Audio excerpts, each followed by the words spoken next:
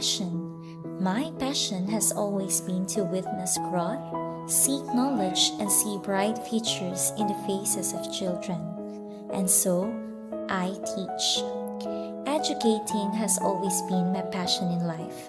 I am fulfilled knowing that I can witness the impact of my abilities on the lives of my students, and that I can be one of those people who can shape their future. But in the pursuit of passion, one must always remember that you do not do it for yourself, but your passion should stand as an instrument to empower others. The thing about being an educator lies not just in teaching, but also in seeing the laughter of those children, feeding their curious minds, and being able to just be there as they try to achieve their goals and aspirations in life.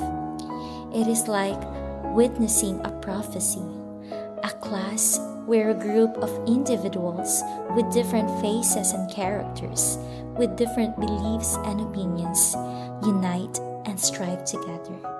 And that made them never fail in making me as proud as ever.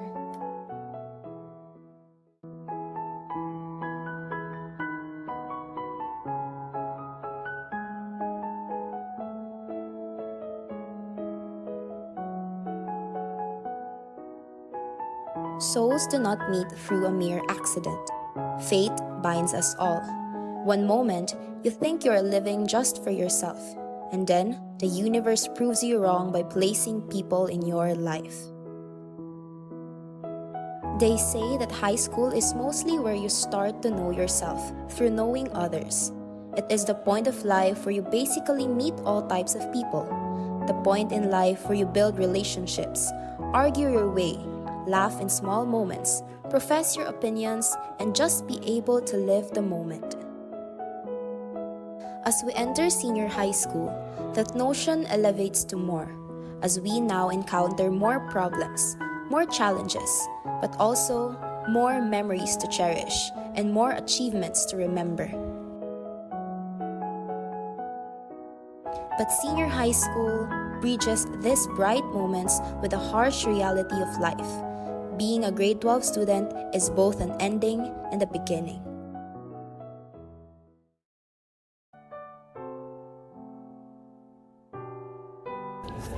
This right here is our second home, where we have our second family, the one bound by a bond rather than blood, the one we can rely on in the midst of hardships. 12 Generosity is that home. It is always that family. This class holds all the tears that we shed every time we feel like giving up, the tears of joy that we shared every time a challenge is conquered, and the never-ending support for one another. It is all priceless. It is so priceless that even if we grow apart, and as we know are, we still live by the values we learn along the way. What's your work? Work immersion. I wholeheartedly believe in this section, with these people. We may have some misunderstandings sometimes, but we never forget to unite in times where we need to be one and pour our best efforts into whatever, may it be a class performance or to compete with other sections. Because one thing about us 12 Generosity, we are competitive. We aim to do our best in order to win. But if destiny takes away our luck, at least we have done our best. Looking back on the times when we relied on each other's backs, I realized that we've been through a lot. Those memories that are kept reminds me of how wonderful our bonds were before. Even after how many years of being apart, those moments of us gives a nostalgic vibe every time I recall. From the first day of school, where we still need to adapt to our new environment, to the middle part of the year, where we cried lots of tears because of too much pressure, and later on become tears of joy because of a successful performance as a result of our hardships and unity.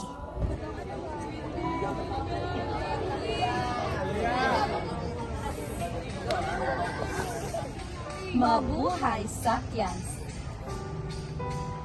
Welcome to the Philippine Academy of Sakya Davao.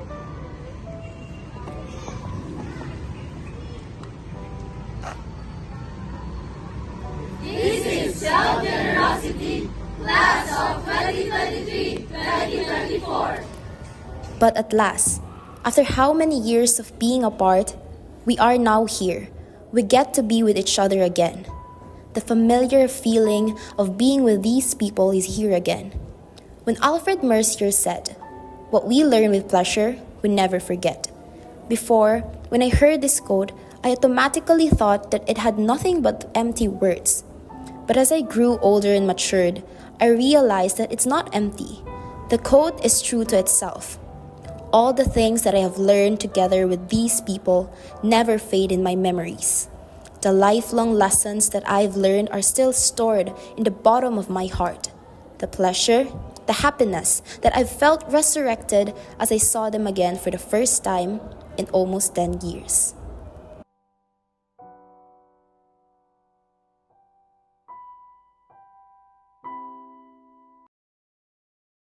Do you remember how your group friends started? Since grade 11, we are classmates. We build Strong bonds. chemistry.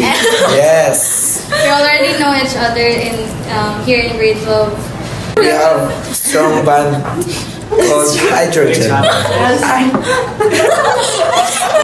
Can you share a core memory you have with your group? Is when we always jump during lunchtime.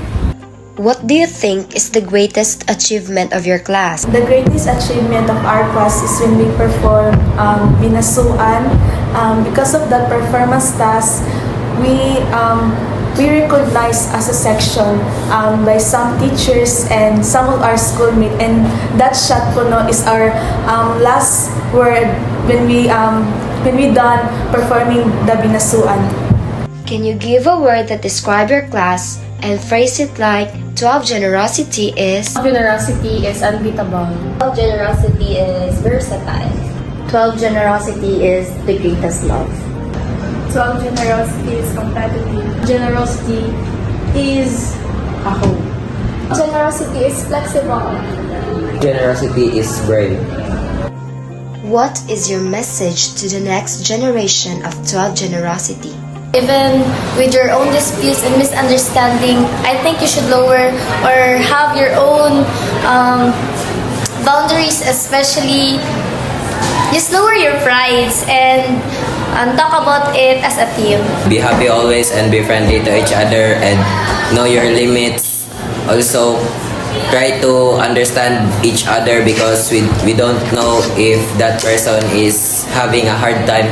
We're not trying to threaten you, but we are trying to challenge you to surpass all the achievements and the memories that we are meant to leave as a class. And of course, that includes our legacy, which is a compilation of all the hard work and the labor that every one of us made throughout the whole school year.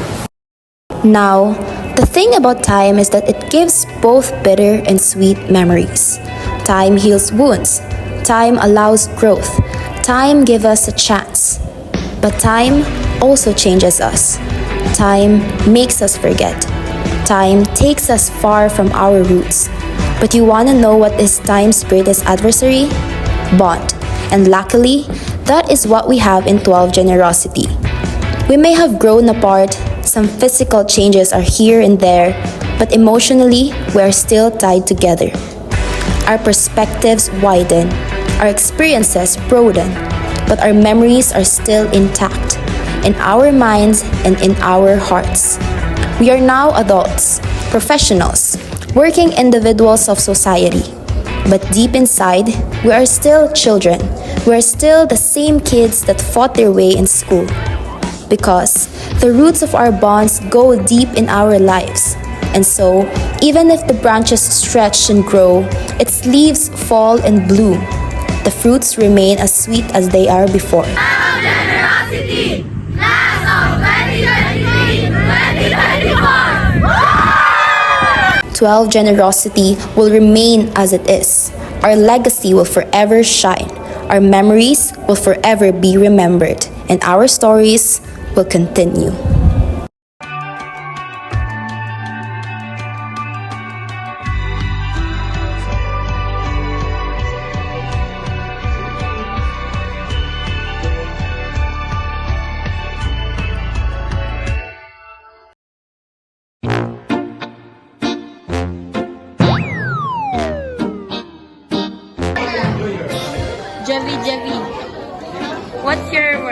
Work immersion.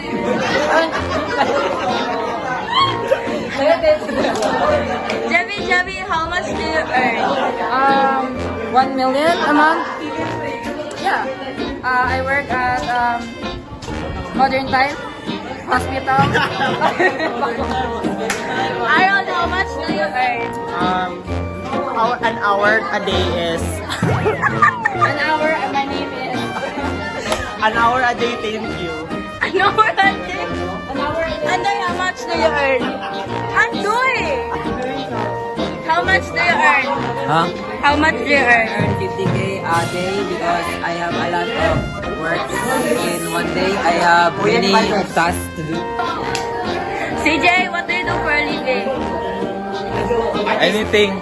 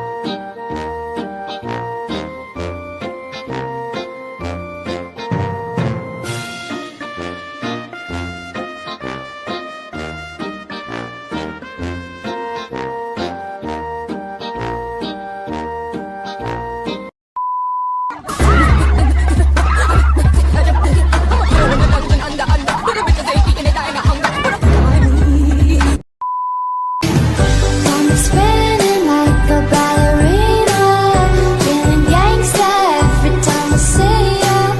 You're the king and baby, I'm the queen of disaster, disaster. Korea, do you want to add? Nothing.